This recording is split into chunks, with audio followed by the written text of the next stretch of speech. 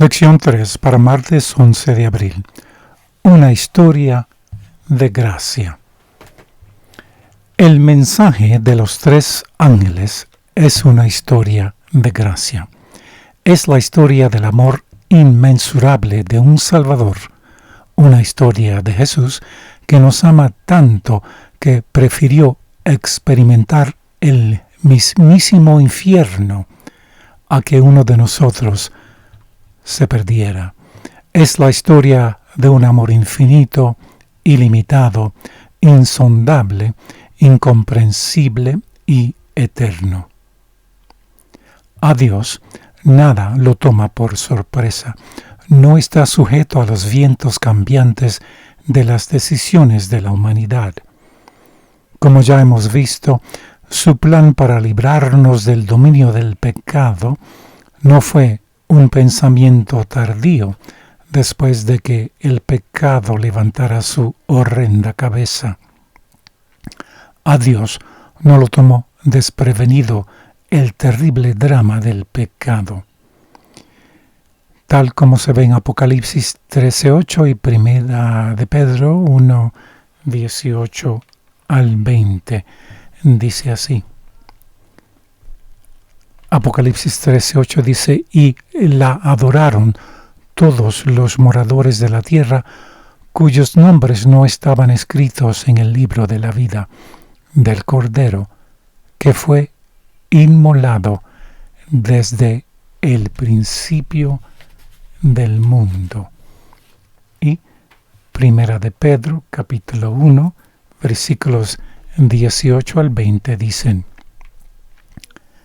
sabiendo que fuisteis rescatados de vuestra vana manera de vivir, la cual recibisteis de vuestros padres, no con cosas corruptibles como oro o plata, sino con la sangre preciosa de Cristo, como de un cordero sin mancha y sin contaminación, ya destinado desde antes de la fundación del mundo, pero manifestado en los postreros tiempos por amor de vosotros.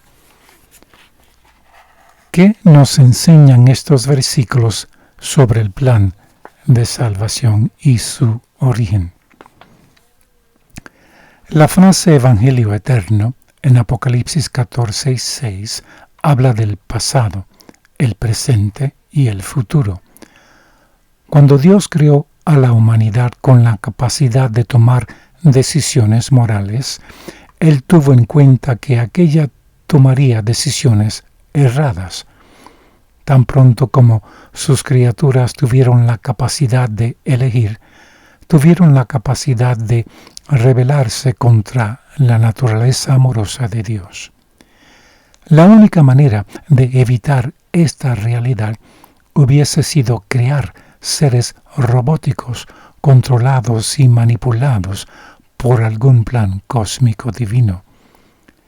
La lealtad forzada es contraria a la naturaleza misma de Dios. El amor requiere decisión, y una vez que a los seres se les da el poder de decidir, existe la posibilidad de tomar decisiones equivocadas. Por lo tanto, el plan de rescate o salvación se concibió en la mente de Dios antes de la rebelión de nuestros primeros padres en el Edén. Deseado de todas las gentes, página 13 dice: el plan de nuestra redención no fue una reflexión ulterior, un plan formulado después de la caída de Adán. Fue una revelación del misterio que por tiempos eternos fue guardado en silencio. Fue una manifestación de los principios que desde las edades eternas habían sido el fundamento del trono de Dios. Comentario personal. Y estos principios de la cual la cita menciona, se trata de los principios presentados en la Santa Ley de Dios, que ahora conocemos como los 10 mandamientos: el amor supremo a Dios y el amor al prójimo. pues el amor es la base del gobierno de Dios. La ley de dar es la ley divina. Sigue el folleto. El Evangelio eterno no solo habla del pasado y del presente, sino además es la base de un futuro con esperanza. Habla de vivir eternamente con aquel cuyo corazón sufre por poder estar con nosotros para siempre.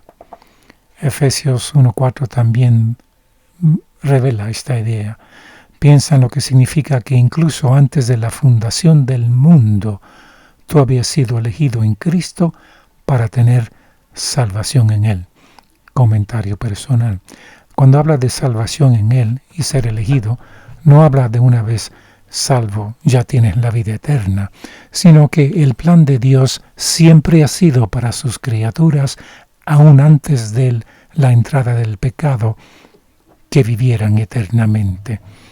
Y a eso se refiere el autor cuando dice que fuimos elegidos para tener salvación en Él, o sea, vida eterna. Porque esta verdad debería ser sumamente alentadora. Del libro Mensajes Selectos, tomo 2, página 121-122, dice: el mensaje proclamado por el ángel que volaba por en medio del cielo es el Evangelio eterno. El mismo Evangelio que fue declarado en el Edén cuando Dios le dijo a la serpiente en Génesis 3:15: y pondré enemistad entre ti y la mujer, y entre tu simiente y la simiente suya. Ésta te herirá en la cabeza y tú le herirás en el calcañar. Esta constituye la primera promesa de un Salvador.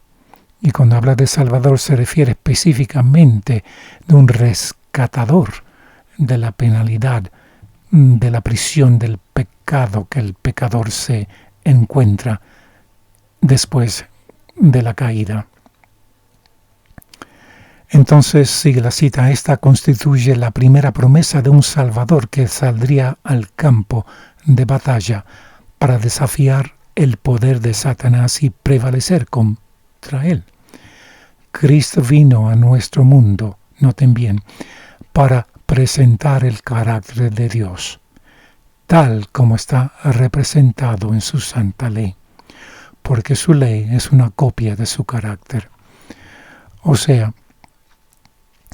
Cristo vino no solamente para pagar la penalidad del pecado y así traernos un rescate, de la cual habla Efesios 2:8, inicial en el proceso de salvación hacia la vida eterna, pero también vino para revelar el carácter de Dios. Y lo hizo ejemplificando y viviendo en pensamiento y acciones los principios de lo que ahora conocemos como los 10 mandamientos. Todo lo que hizo Cristo fue un reflejo de amor supremo hacia Dios y un amor abnegado hacia el prójimo.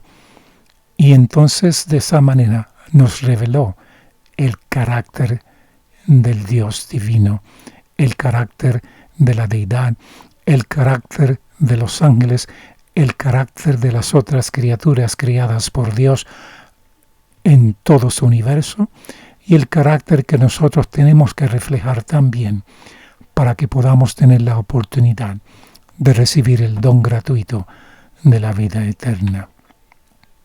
Sigue la cita: Cristo era tanto la ley como el Evangelio, o sea, las buenas nuevas de que Cristo vino a este mundo fue para mostrarnos que podemos vivir según esos principios, mostrarnos lo que significa en vivo, en un carácter como el de él, en un ser humano, lo que significa reflejar los principios de la ley de Dios.